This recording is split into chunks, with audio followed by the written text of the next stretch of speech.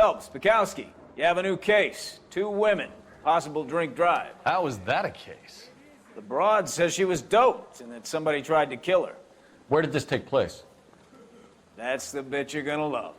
Right across the street. What? A Chevy Styline took a nosedive off the escarpment, fetched up underneath a Cola King billboard. Up to it, boys. We got bad guys to catch. So, und damit hallo und herzlich willkommen zurück zu einer neuen Folge von L.A. Noire. Unser nächster Fall steht an, das gefallene Idol, was auch gleichzeitig der letzte Fall sein wird hier im Verkehrsdezernat, weil dann wechseln wir nämlich rüber zum Morddezernat. Also ein Fall direkt auf der anderen Seite der Straße, gleich da oben bei dem großen Schild. Also da quasi, hier sehen wir es von Weitem, da können wir auch jetzt mal hinfahren. Da lasse ich mich ja mal nicht lumpen, da fahre ich jetzt selber hin, wenn unser geschätzter Kollege Steven Bukowski rauskommt. Ich hoffe, es gefällt euch wieder. Lasst ein Like und ein Abo da und aktiviert die Glocke. Und dann hoffe ich mal auf weitere 5 Sterne hier in diesem Fall.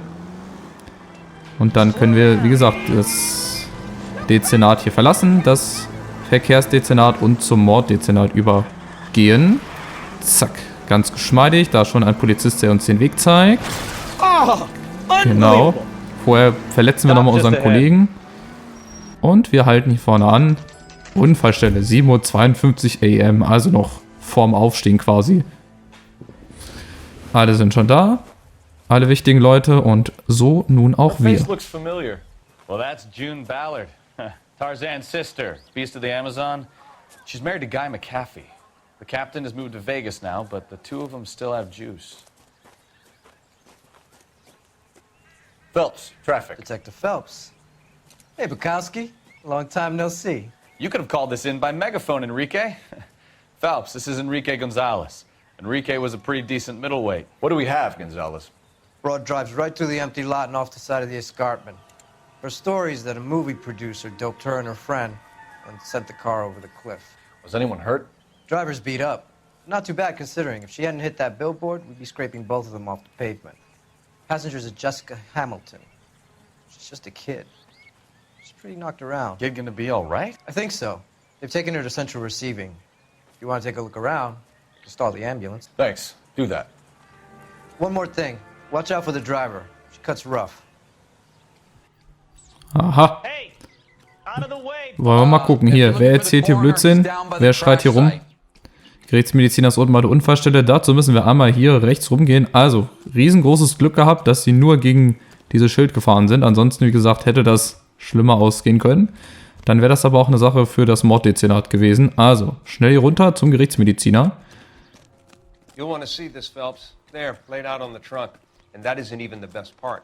Aha. Was hat er denn hier für uns? Also einmal, eine zerrissene Slip. Eine Slip-Einlage, aha. Nein, eine Unterhose natürlich. Where did you find them? They were stuffed in the young lady's handbag. I'll run a trace for semen when I get back to the lab. Da kann man so schöne Schattenspielchen mitmachen. Naja, okay, also eine zerrissene Unterhose. Wahrscheinlich dieses jungen Mädchens. Und die Handtasche. Gucken wir mal, ein Brief ist da drin. In einer sehr schönen Handschrift. Liebe Jessie, bitte, bitte, Schatz, komm nach Hause. Den Brief können wir getrost überspringen. Ich erzähle euch nämlich, was da drin steht. Genau, diese Jessica Hamilton, die Junge, die ist nämlich einfach nach Hollywood und wollte oder will ein Filmstar werden. Und das ist ein Brief von ihrer Mutter, die, ja, in dem Brief versucht, sie zurückzuholen und nochmal ihr ins Gewissen zu reden, aber scheint nicht so zu funktionieren. So, jetzt gucken wir uns nochmal kurz die anderen Hinweise an. Also wir haben einmal auf dem Kofferraum die zerrissene Unterwäsche, Brief in der Handtasche, dann die Blutspritzer im Fahrzeugcockpit. Da sehen wir also einen Aufprall durch die Windschutzscheibe. Wie gesagt, großes Glück haben die beiden hier gehabt. Und dann haben wir noch einen Hinweis vom Gerichtsmediziner. Drunk driver? Maybe not. How so? Well, a head I found without a body piqued my interest. See what you think. Alas, poor Yorick, I knew him, Horatio. Is it real? No. I think it's supposed to be a replica of an Indian shrunken head. It's some kind of curio or movie prop. See the casting marks? Phelps versucht sich hier als kleiner Schauspieler, aber Plaster Ein of künstlicher Paris would be Schrumpfkopf. my first guess, then painted. So we can rule out the murder angle? No, you can rule that in. That thing was wedging the accelerator to the floor. Whoever did it wanted these women dead. Also versuchter Mord, ganz klar. Stellt sich halt jetzt nur heraus, wer, Someone ne? managed to tip their ride straight off a cliff. Und jetzt müssen wir da oben diese gute June Ballard Driver's in a befragen. fit state, we should ask. Und das ist auch eine sehr merkwürdige Person. Aber gut, wir haben es ja schon öfter hier mit merkwürdigen Personen zu tun gehabt für die Leute, die das hier aktiv verfolgen. Im letzten Fall zum Beispiel oder auch quasi in allen Verkehrsdezernatfällen. Also June Ballard. Schauen wir mal, was sie uns so zu sagen hat. Mrs. McAfee, we would like to ask you a few questions, if that's okay. I prefer to use my maiden name, June Ballard. You might be familiar with some of my work. Can you tell us what happened here? You're kind of cute for a cop. Maybe a bit on the serious side. What about me, June? I'm a big fan of You? Beast of... I don't like. Keep out of this. Also Phelps scheint irgendwie was an, ja, Frauen zu haben, beziehungsweise die Frauen scheinen was an ihm zu haben. 41 Jahre, B-Movie-Schauspielerin und Fahrerin des Unfallfahrzeugs. We understand that you're still suffering from the effects of the accident, Mrs. McAfee. The officer says that you claimed that you were drugged. Who did this to you? That rat slipped us a Mickey Finn. It's no wonder I feel so dopey. I can't remember.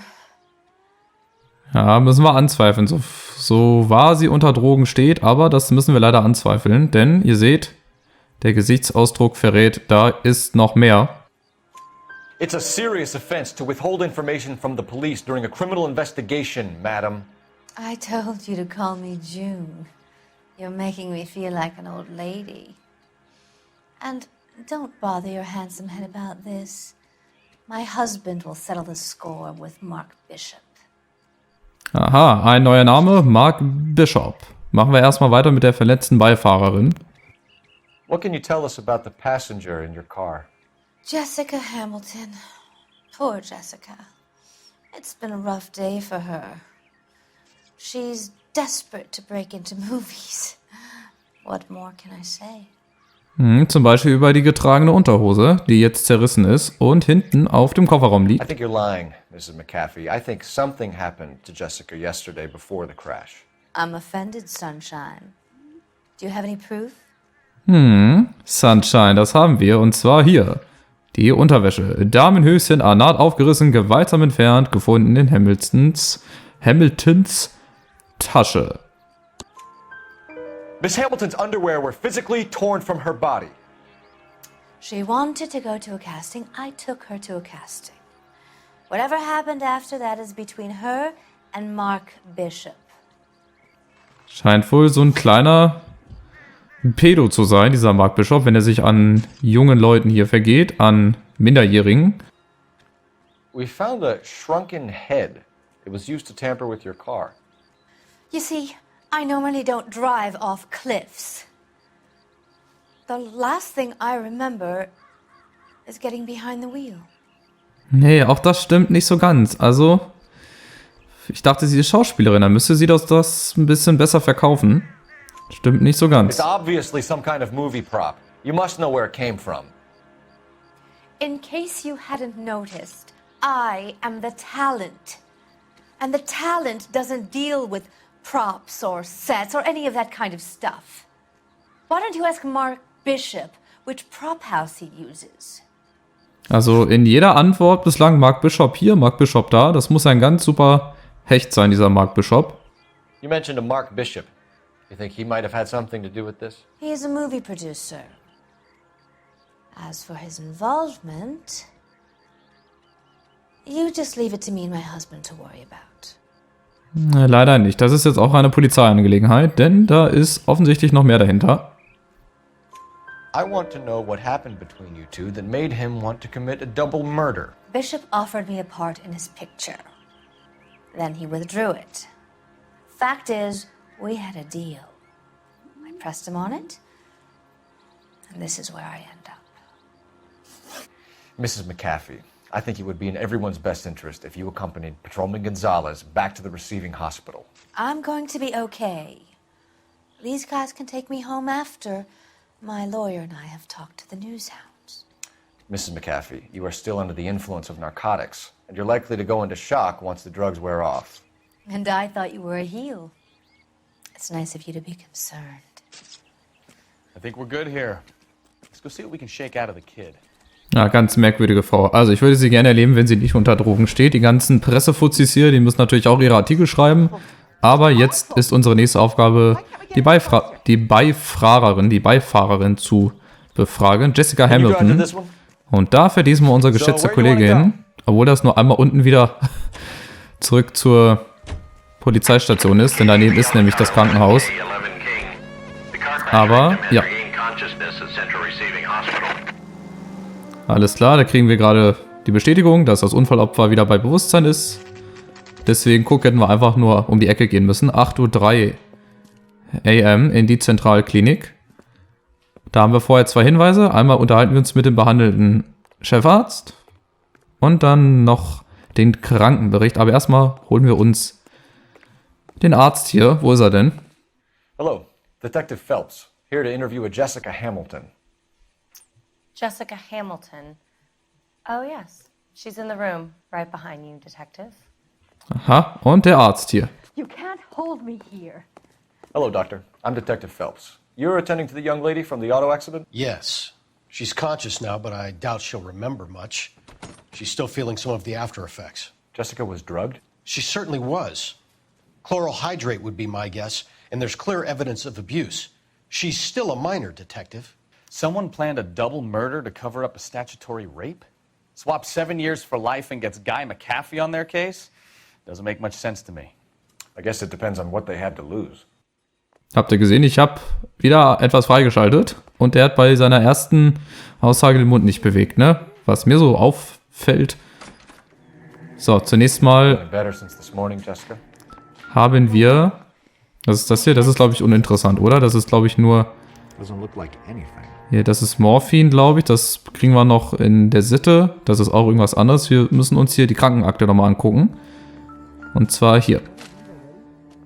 Hier steht nämlich nochmal einiges drauf. Also, Jessica Hamilton, 2:45 Uhr wurde sie hier eingeliefert, spät in der Nacht. Spuren von Chloralhydrat im Blut. Vergewaltigung, also Missbrauch liegt natürlich ganz klar vor. Dafür haben wir Beweise. Alles klar, also. Legen wir mal los. Hello, Jessica. My name is Cole Phelps. I'm a policeman. I'd like to talk to you about your accident, if that's okay.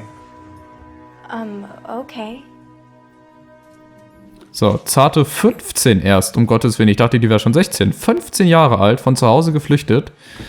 Tja, und jetzt, ja, Opfer eines Missbrauchs und eines schweren Unfalls. Can you tell me what you remember about the crash? It's all kind of fuzzy. I remember waking up here. Nothing happened yesterday. Ja, und so leid mir das tut, das ist leider gelogen. Sieht man auch schon anhand ihrer Jessica, why the big cover? Bewegungen. I'm not lying to you. Und zwar haben wir nämlich die Unterwäsche. Das müssen wir ihr jetzt nämlich auch unter die Nase reiben. So leid es mir tut. We found your underwear in your handbag, Jessica. You need to tell us what happened. The doctor told me what happened. I didn't want that. I just wanted to be a star, to be in movies. I told Junie what happened, and she told me to toughen up. That was the price of stardom. Did she now, cold-hearted bitch? It's not Junie's fault. It's not my first time. I had a boyfriend back home, but my father found out about him. Even if you consented, Jessica, you're still underage. Boah, die vögelt einfach mal mit x-beliebigen Männern rum, um halt ihren Traum als Schauspielerin zu verwirklichen.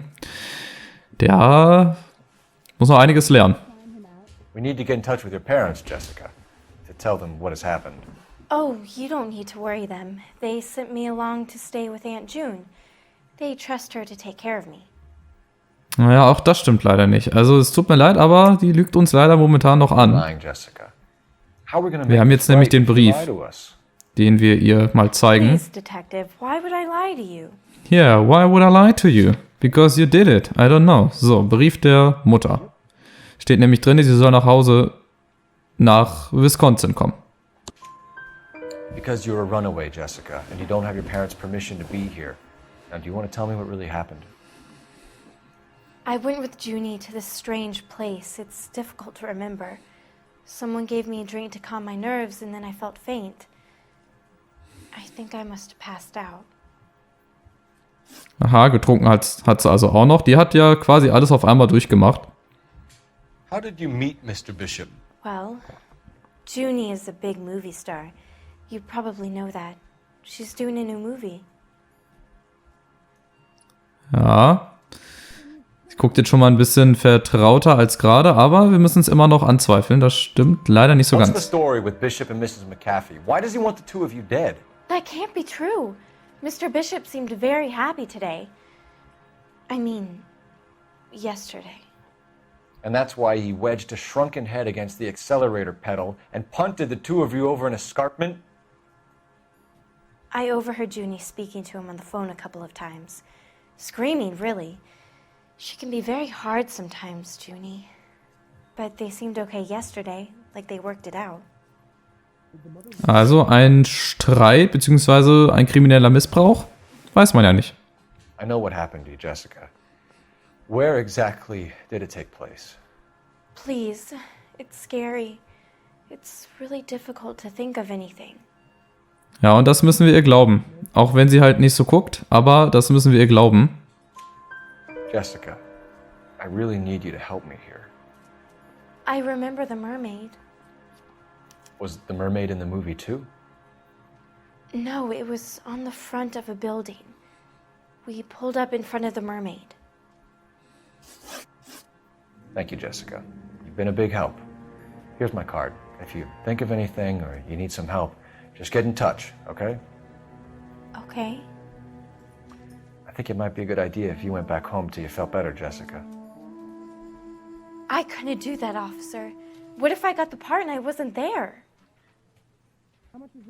Also ich glaube, die hat doch jetzt mal andere Sorgen als dieses Ding mit der Schauspielerei. Die muss jetzt erstmal gucken, dass sie wieder gesund wird, aber das schiebe ich jetzt mal auf ihre Jungfräulichkeit, will ich jetzt nicht sagen, aber darauf, dass sie halt erst 15 ist. Town, Cole.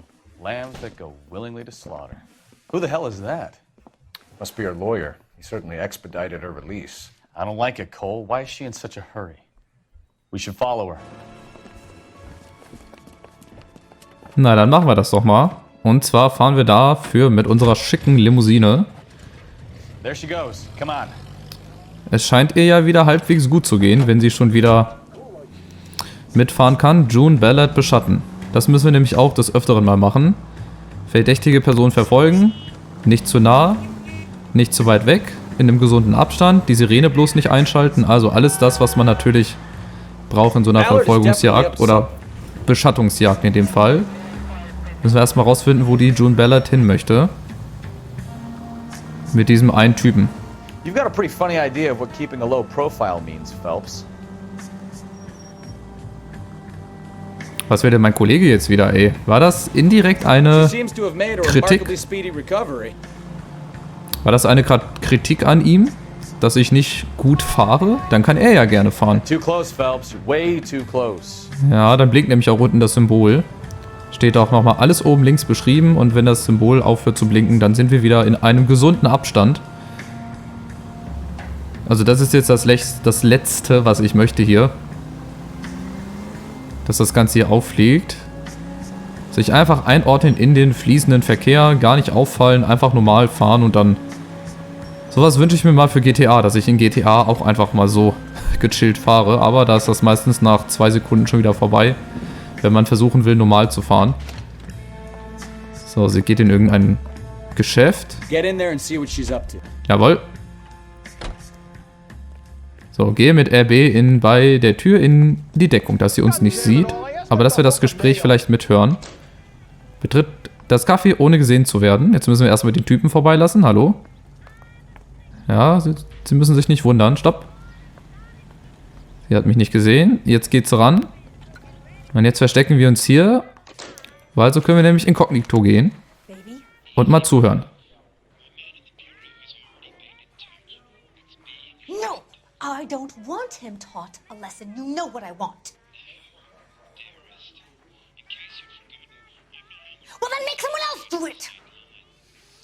still know people out here, don't you? Then make some calls.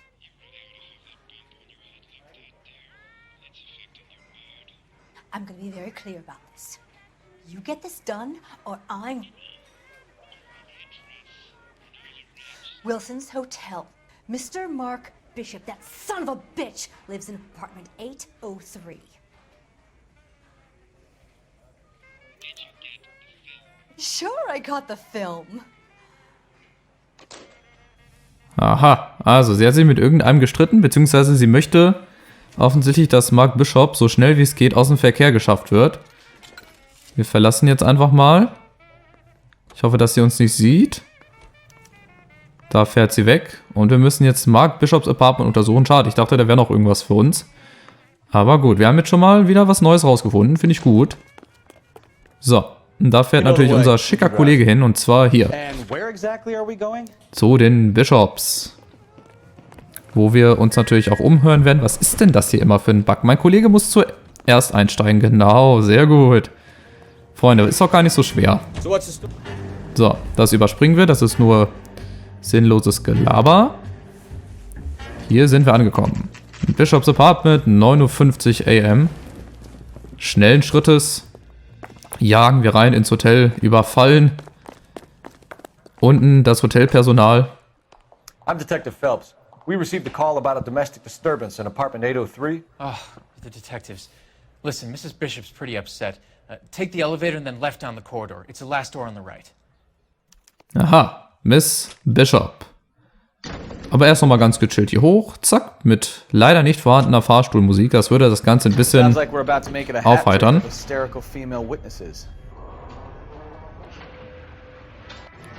So, zack, oben angekommen.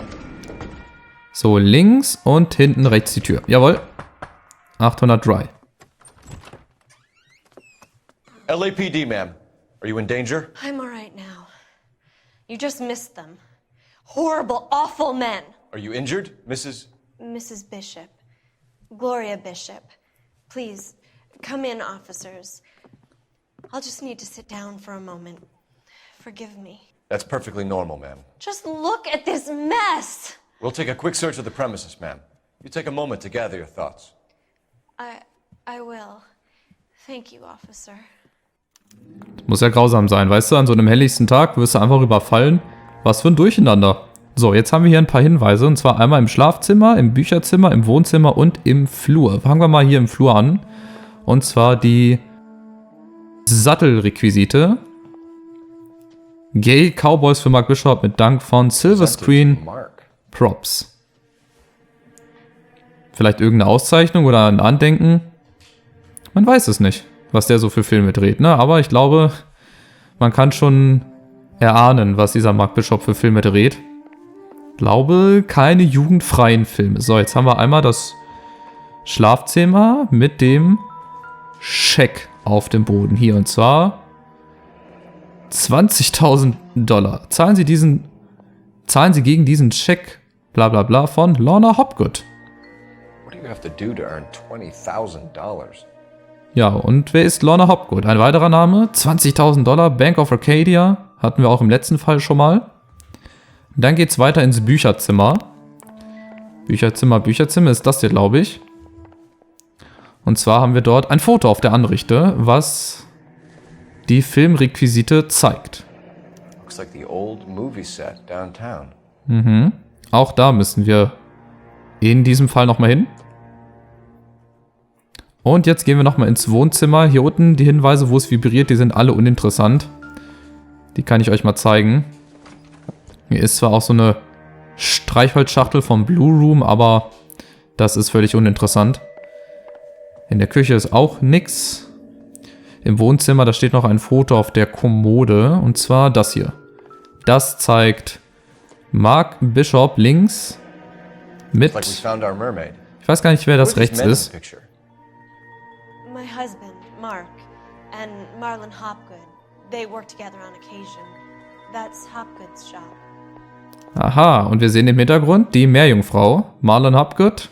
Wir haben gerade den Scheck gefunden, wo der Name seiner Frau draufsteht, mit $20.000. Und hinten die Meerjungfrau, von der uns Jessica Hamilton erzählt hat.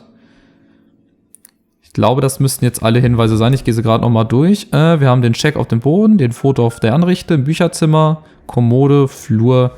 Alles klar, dann wird es jetzt, glaube ich, Zeit, dass wir Frau Bishop befragen. Ansonsten ist hier, ja, nichts weiter Uninteressantes. Hier sieht so auch alles sehr zerstört aus. Hier liegt eine Uhr. Alles klar, dann auf geht's. Oder beziehungsweise wir gucken jetzt erstmal hier nochmal. Schöne Aussicht haben sie auf jeden Fall. Hier sind die Leute also eingebrochen. Ach, da hinten, genau. Das ist das Filmset in Downtown, wo also wahrscheinlich Filme gedreht wurden. Hier hat man ja einen super Ausblick, wie gesagt. So. Aber ich glaube, jetzt geht's an die Fragen. Und zwar Hausfriedensbruch. Those men, I think they work for Guy McAfee. Do you know the name? No. Why should I? June Ballard is married to Guy McAfee. Have you heard of her? That slut. She's been badgering my husband for days. Mrs. McAfee alleges that your husband tried to kill her and her friend last night. I think you should tell us what you know. My husband's a movie producer. This has something to do with his new picture. He doesn't include me in his business. Nee, guckt sehr ernst und auch so hochnäsig, deswegen, das müssen wir anzweifeln. June Ballard said she had a deal to be in his new picture. Mark repeatedly told her no. He had Joan Leslie lined up for the role. That's how he got the finance. June made all kinds of threats. She was very rude to me. You know June Ballard? We were both on the same picture a few years back. That's how I met my husband. Aha, oh, 3 neue Fragen gleich hinzu. Also der Aufenthaltsort von ihrem Mann. Where can we find your husband, ma'am? He told me he would be on set. That's all I know. Ja, das stimmt. Either we find him or McAfee's people do, Mrs. Bishop. If you care for him, you should make sure that we find him first. I do care for him. But I don't really know where he'd go if he were in trouble. Hopgood might know.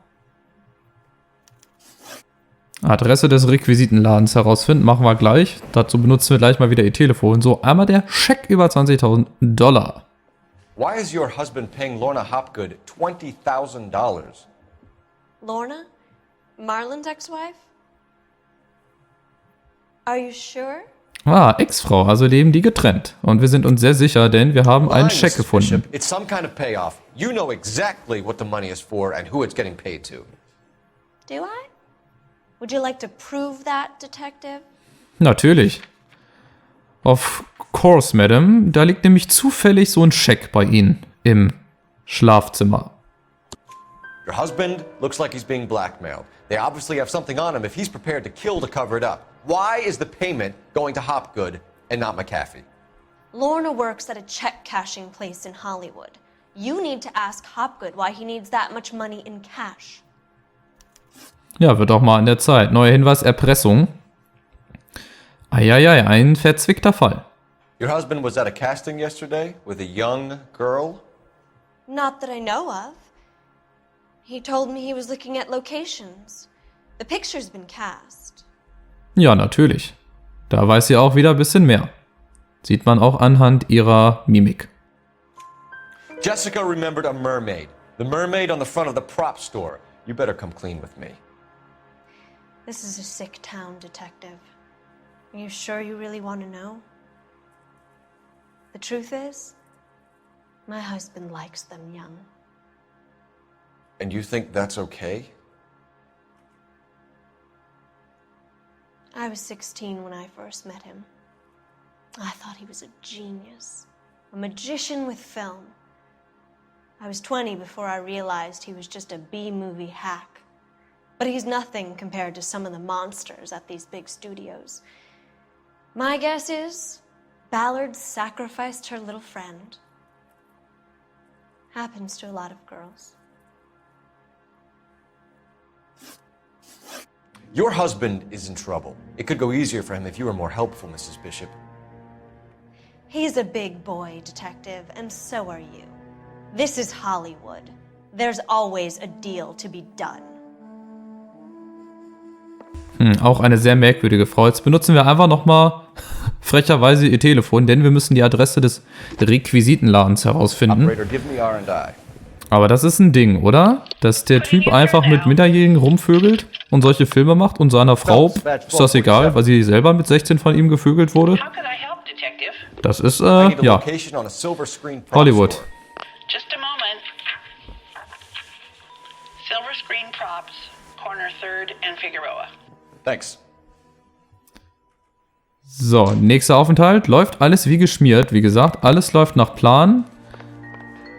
Everything is according to plan. Jetzt müssen wir glatt den Fahrstuhl nochmal benutzen und dann zu dem Requisitenladen fahren. An aging movie star, a wannabe starlet, and a movie producer's wife. Ich hoffe, ich habe bislang keinen Hinweis übersehen, weil, um diese 5 Sterne zu kriegen, brauchen wir hinterher alle Hinweise, alle Fragen richtig beantwortet.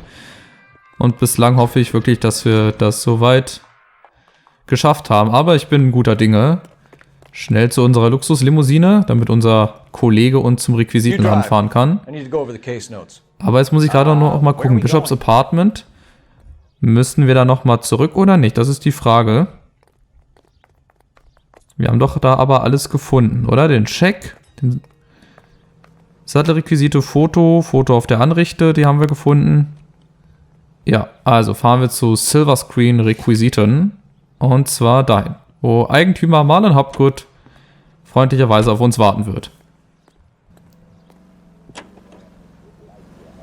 Mrs. Bishop knows more than she's...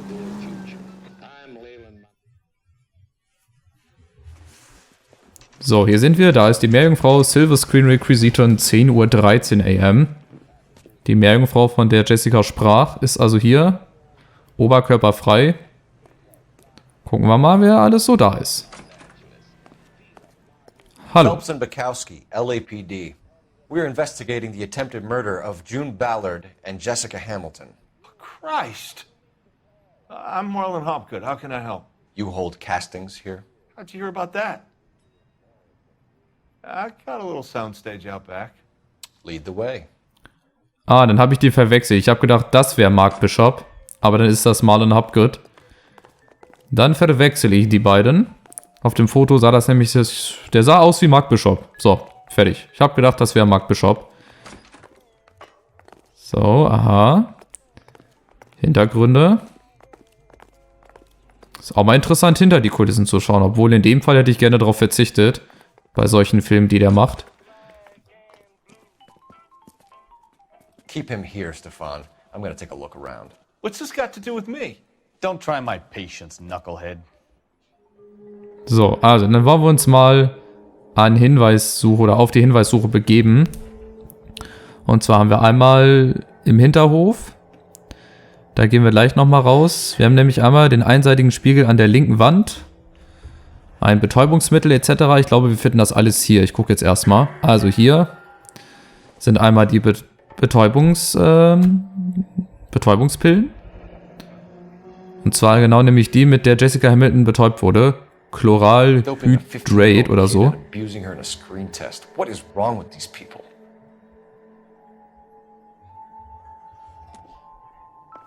So, das war nämlich das eine. Jetzt haben wir hier den Spiegel.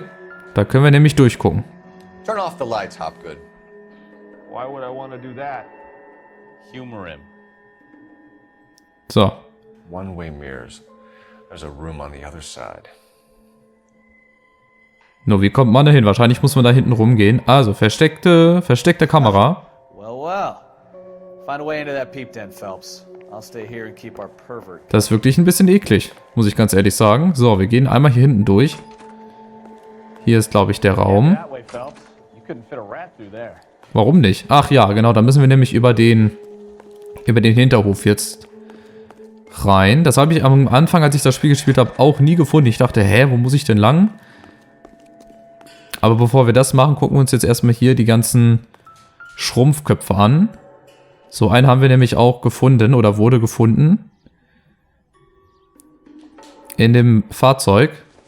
In dem manipulierten Fahrzeug. Aber ich muss jetzt gerade mal gucken, welchen Schrumpfkopf ich mir angucken muss. Das ist eine Zeitung. Ach genau, die hier. Die muss ich mir angucken. So werden die Typen nämlich gemacht. Beziehungsweise bearbeitet. So this is where you sprang from.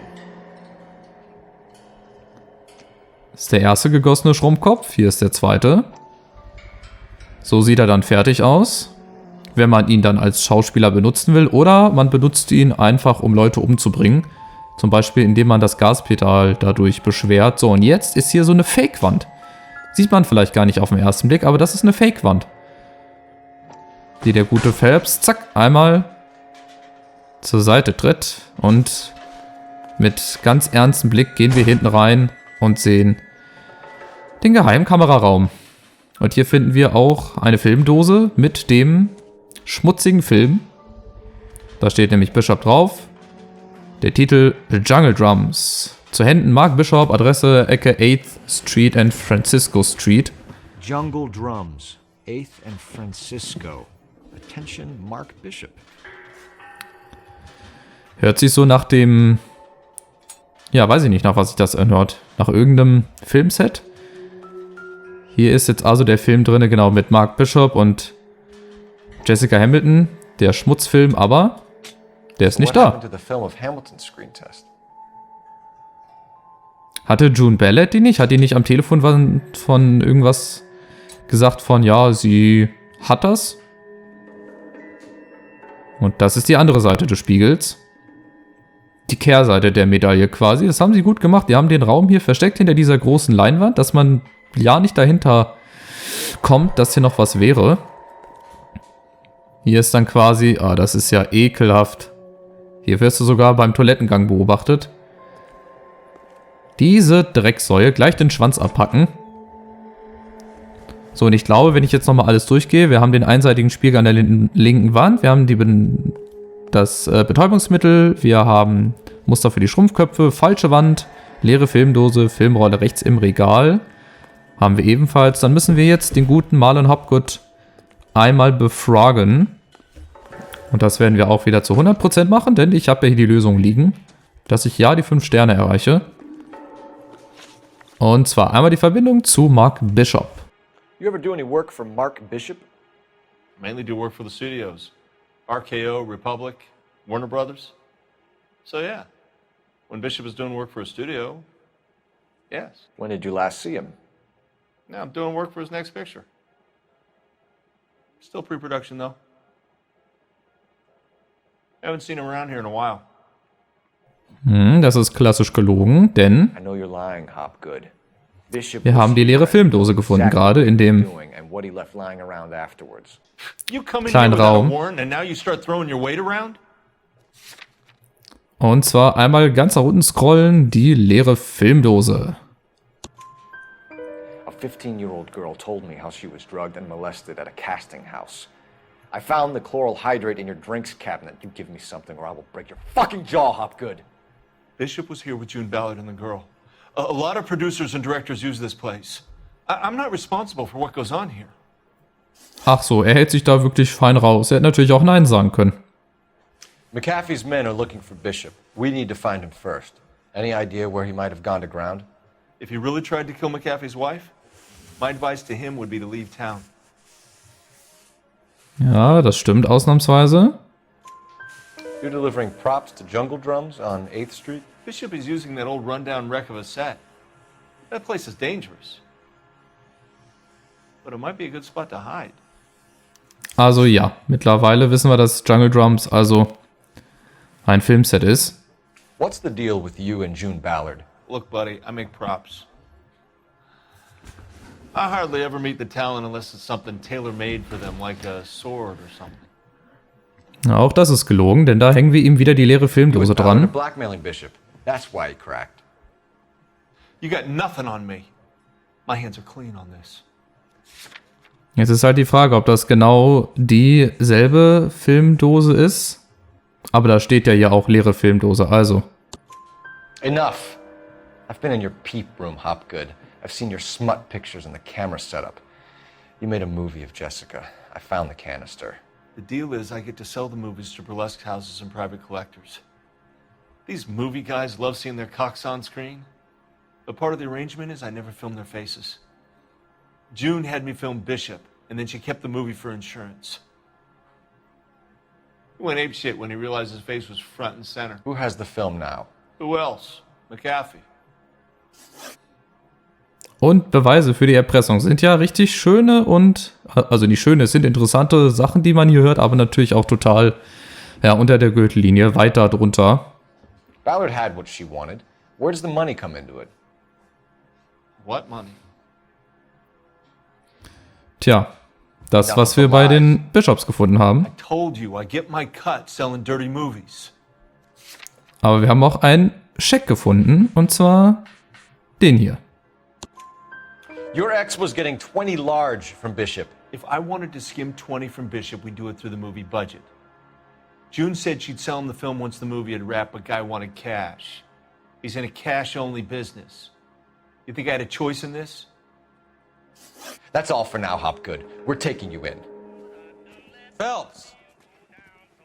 Roy Earl, advice. Hold on a moment. This is clearly a vice case. You've been roughing up my informant? Hopgood is a vice informer? Yes, he is, Phelps, and a very important one. Look at that mug. Have you been upsetting these two officers, Marlon? So we just drop it? You do if you know what's good for you. You need to catch the movie producer before an angry husband does, from what I'm hearing. I'll be making a full report to the captain, Detective. You do that, kid. We're all very impressed with you. Let it slide, Cole. Let's get out of here. Detectives. Johnny Goldberg.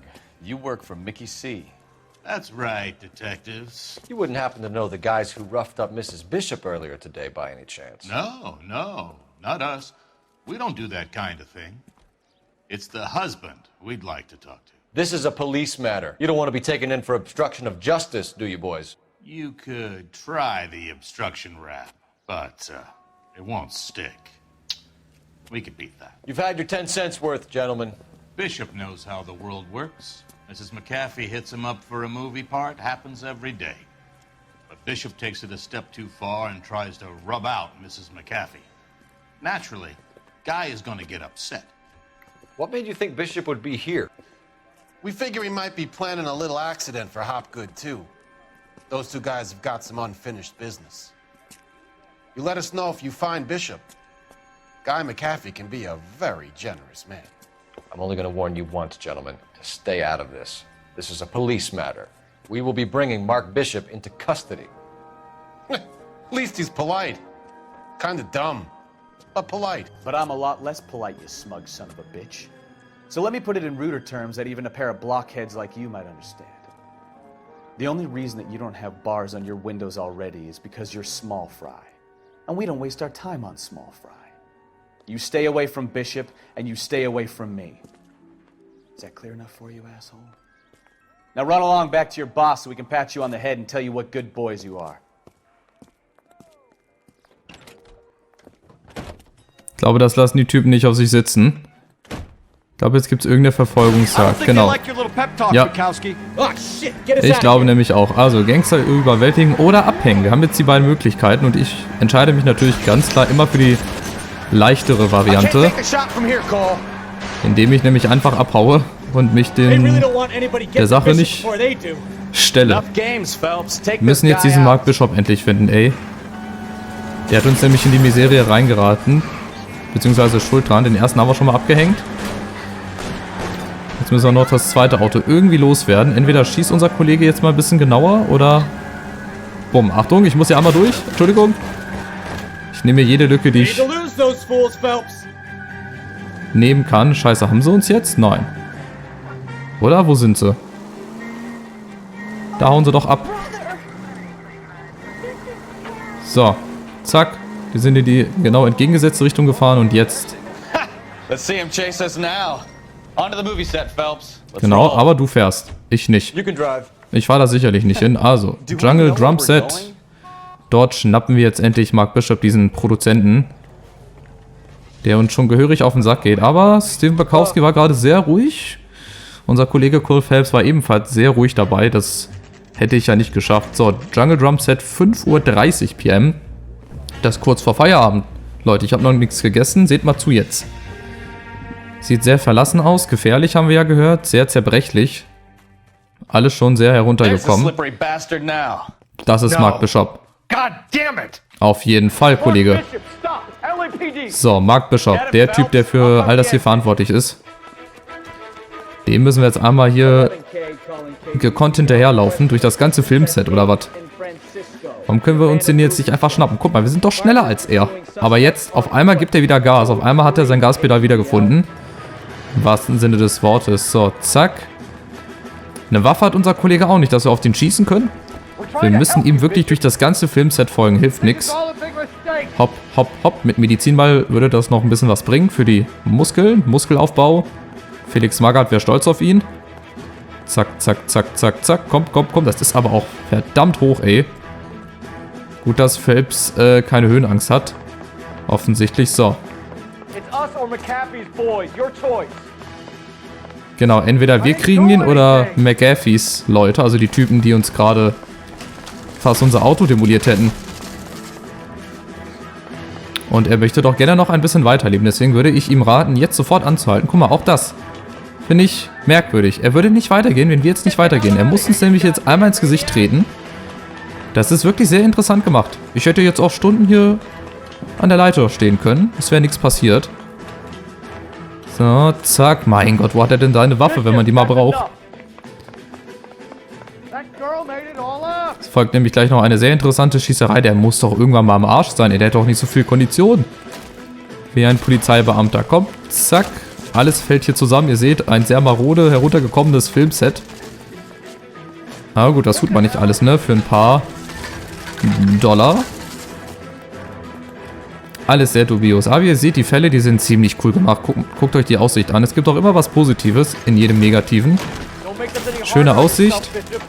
Und ich freue mich jetzt schon auf die nächsten Fälle. So. Stopp. Jetzt hat er seine Waffe dabei oder was? Vorher nicht. Attempted murder of June Ballard and the rape and attempted murder of Jessica Hamilton. All right, I'll come quietly. Just don't kill me. If you found me, then McAfee's goons will too. Oh, we need to get out of here. Da sind sie nämlich schon. Ich freue mich jetzt schon auf die Schießerei. Any tricks and I'll save McAfee's boys the trouble. Follow me. I know another way out of this place. Gut, also jetzt müssen wir ihm helfen, Christ, Detective, they're trying to kill me. rauszukommen. Deswegen versteck dich, denn jetzt kommt unser Phelps hier, unser Kollege. Komm raus, damit ich deine Shotgun hier benutzen kann fürs Erste. Die ist nämlich ein bisschen besser als meine scheiß Pistole. Aber wir kriegen gleich noch ein MG, glaube ich. Nämlich das von dem einen Kollegen da hinten. Wir können einmal auf das Fass hier schießen. Zack. Bang, bang, boom. So, darf ich einmal deine Waffe hier haben? Wo sind sie denn? Na super. Ach, da ist das MG. Guck mal. Zack. Einmal unten durchgegriffen. Und dann geht's weiter zur nächsten Schießerei. Macht ja eigentlich ganz Spaß, muss ich ja sagen. Guck mal, vor allem, wenn man so eine Maschine hier hat. Jetzt stehen auf der anderen Seite auch Typen. Guckt euch das an. Die sind überall verteilt. Mein Gott, hätte ich so mal eine Trefferquote in PUBG. Ich würde jede Runde 10 Kills machen. So, wo sind sie jetzt? Da, ganz oben. Junge, komm mal runter. Ist nicht gut für dich. Ich glaube, auf die Fässer müssen wir auch noch einmal drauf schießen. Ich glaube, da kommen jetzt auch noch 2, 3 Kollegen. Wenn ich mich nicht irre. Ja, guck mal, da ist noch einer. Zack. Und da oben. Zack. Macht doch Spaß, oder? Da, okay. Und wir können uns ganz einfach runterlassen. Zack. Schneller, schneller, schneller. Mein Gott, ist das hoch, ey. Ist bestimmt auch gut für die Hände und für die Schuhe. Auf geht's. Bishop, komm, beeil dich. Damit wir jetzt die letzten Typen noch erschießen können. Warte. So, guck mal, Bukowski hat den Hut leider verlegt. Mein Gott, wie viele Typen sind denn hier, ey? Oh fuck, da oben, ganz wichtig. Alter. Nein, das stürzt alles ab. Aber der Typ da oben war ganz wichtig. Der hätte uns fast gekillt. Hopp, Bukowski, lauf vorn. Ich bin jetzt auch schneller als mein Kollege. Moment. Irgendwo sind noch 2 Typen. Guck mal, einmal der hier, zack. Und der Typ da oben. Nein, ich habe leider nichts mehr zum Nachladen. Zack. Die beiden Typen haben wir auch. Komm, jetzt muss es aber vorbei sein, oder? Jetzt muss es doch aber vorbei sein, oder? Nein, noch lange nicht. Ist das hier die Polizei? Das ist die Polizei, glaube ich, ne? Genau, ich wollte gerade auf meine eigenen Kollegen schießen. Ist Mark Bishop gerade gestorben? Nicht sein Ernst, oder? Ist er gerade ernsthaft gestorben, ey? Scheiße, 2 Typen leben noch. Guck mal, da ist der eine. Und der andere ist da hinter dem Auto. Da müssen wir jetzt vorpushen. Come on, push, push, push, push. Wo ist er? Da ist er. Zack. Und geschafft. Das war der letzte. Now this is what I call a result. Mark Bishop, erstwhile film producer and all-around piece of shit, catches a fast ticket to Quentin for stitch rape and attempted murder. So he gets to spend the next 15 years playing sissy instead of sticking it to little girls. That is justice with a capital J, Detective Phelps. You've developed such a reputation, I'm not going to be able to hold on to you any longer. You're getting promoted. Go on, get your new assignment. It was good working with you, son. So, das ist nämlich jetzt die Beförderung. War eine schöne Zeit mit Bukowski, aber jetzt kriegen wir einen neuen Partner und den Typen vorhin, das war nämlich Roy Earl. Das wird später auch noch unser Kollege in der Sitte werden. Dieser Typ, genau. Der kommt leider zu spät. Phelps, Bukowski, this your work? Can I help you, Detective? Sorry, Cap. Didn't see you there. Yeah, I'll bet you didn't. This is a traffic case. You need something? I'm here to buy a drink for the 2 LAPD traffic cops who broke the back of Guy McAfee's private army. You don't have a problem with that, do you, Captain? Go right ahead. Get in. I'm buying. Ja, dem dürfen wir aber auch nicht alles glauben und auch nicht so vertrauen, weil der kann auch nämlich anders. Wir sind jetzt im Blue Room. Der Anfang einer, ich würde mal sagen, Nebenquest. Wir werden nämlich auch des Öfteren mal zurückkehren. Das lassen wir jetzt noch mal kurz laufen, weil das ist nämlich wichtig. Big bands and swing I can understand, but this bebop palaver? How are you supposed to dance to that? This is Phelps, Leroy. Be nice to him. You'll like this place. They treat you right. You like a table, Roy? What do you think we want to do? Stand at the bar like I'll chumps? get a table ready for you then. Don't look so happy to see me, Alphonse. I might get the wrong impression. Cole, this is Alphonse. He's a French Negro from Africa. Can you beat that? The Congo. A pleasure to meet you, Alphonse. Is Elsa singing tonight? Yes, she is. She has the next set. Come on, Cole. You can meet Elsa while they're fixing us a table. You'll like her. She's something else. Maybe another night, Roy. She's pretty beat up about it. Get your hands off me. Don't ever tell me what to do or what not to do, Alphonse. You got a nice club here. Don't spoil it. If you will follow me, detectives. Just through the door. Sag ich ja, ein sehr merkwürdiger Kauz, der sich nichts sagen lässt. We went through it all.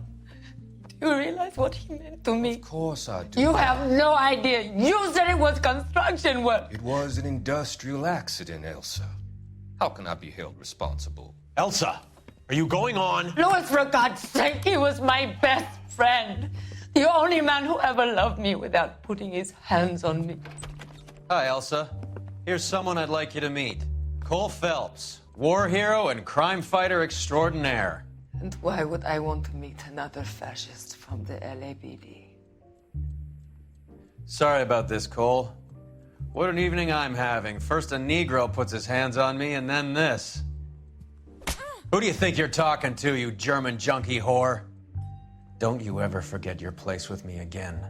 Do you hear me? Evening, Doc. How's business? Sanguine. Louis, help me here.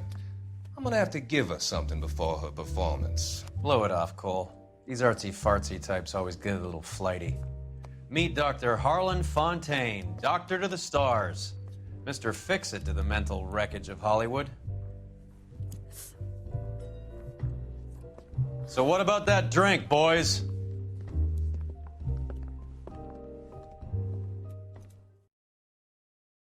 Also eine sehr, sehr interessante Frau. Phelps und die beiden werden noch ein paar Mal, ja, aufeinandertreffen. Ich sehe gerade, wir haben leider nur 17 von 18 Hinweisen gefunden. Das ist eigentlich ziemlich schlecht von mir. Ich war mir wirklich ganz sicher, ich hätte jeden gefunden. Aber trotzdem haben wir 5 Sterne erreicht. Das ist das, was ich wollte. Ein Hinweis habe ich jetzt irgendwo übersehen. Wärst du schneller im Apartment gewesen, hättest du McAfees Schlägern eine Lektion erteilen können. Ich glaube, da hätten wir vorher nicht, ja, zu einem anderen Ort hingehen dürfen. Aber gut, das war's. Wir sind befördert worden. Im nächsten Part geht es also ins Morddezernat mit einem neuen Fall, mit einem neuen Kollegen. Und ich hoffe, es hat euch gefallen. Lasst ein Like und ein Abo da. Und wir sehen uns im nächsten Part wieder. Ciao, ciao.